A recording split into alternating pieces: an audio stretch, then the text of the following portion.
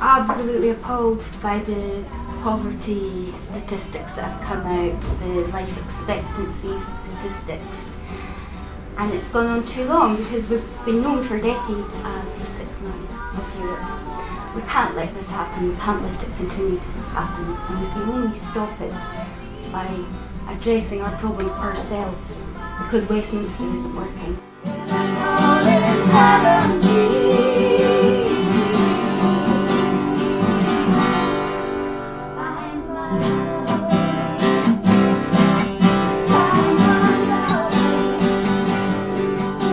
Scotland small, our multiform, our infinite Scotland small, only as a patch of hillside may be a cliché corner to a fool who cries nothing but heather, where in September another, sitting there and resting and gazing round, sees not only the heather but blaeberries with bright green leaves and leaves already turned scarlet, hiding dry leaves of glorious colour. Nothing but heather.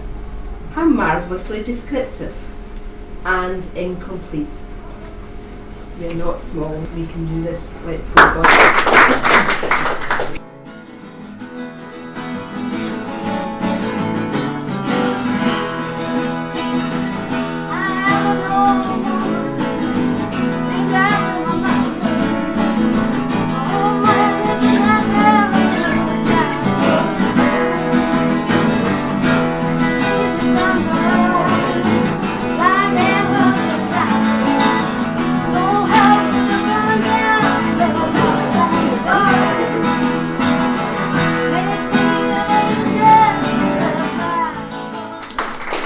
My dream that other people from another nations here believe on themselves, that together we can make a better future for us, for everyone here.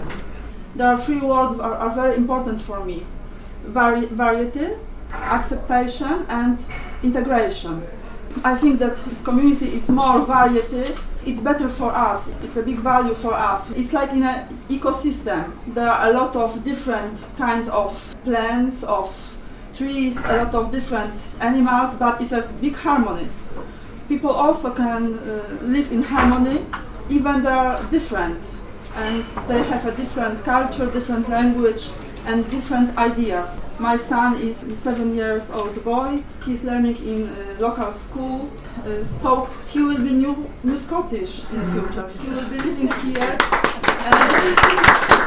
and that's why I am here with you today, because I think also about him, and I would like to give him better future, but also make him a good person, to be the best citizen and the best civil person who give the best things for that country. Thank you very much.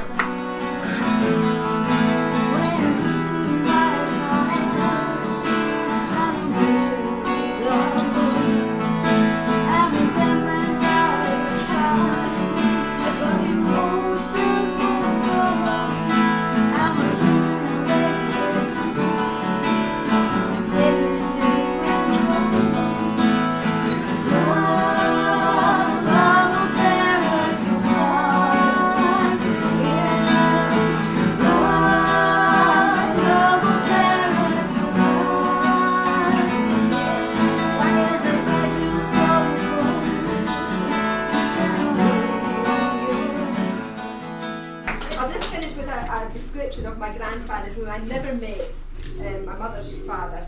He was a man of the soil. Robbie Steen was his name. Inside his plated long johns and sennet, which Ma always worn for him in front of the fire, father was shielded against the biting wind that often whipped at his kindly face and the ravages of the elements that made him old before his time. A grey collarless shirt covered his back, and heavy breeks were suspended over his shouders with working men's galluses. Tackety boots with steel toe caps enveloped his homespun stockings. A flat cap protected his thinning, curly hair from sun and shower, and with his pipe in his pocket, my father would be out there in all weathers, working and coaxing his 27 acres of land. Others would inherit from him sharp mind and resolute determination, and achieve recognition in their chosen fields. All would owe a great debt to and hold in much affection this gentle man of the soil. At his funeral, it was said that Robbie had never been heard to utter a bad word against anybody, and I'm sure that was true. He was loved by his neighbours as much as by ourselves.